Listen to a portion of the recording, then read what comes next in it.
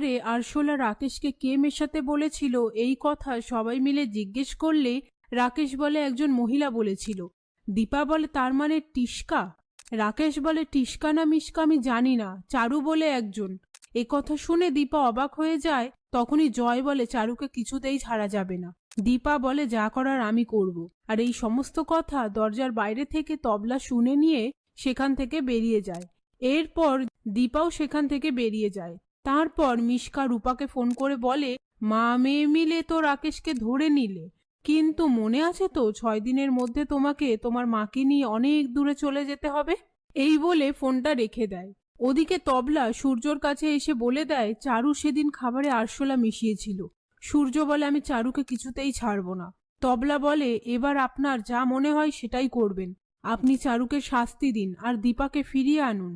অন্যদিকে দীপা চারুকে একটা থাপ্পড় মেরে বলে কেন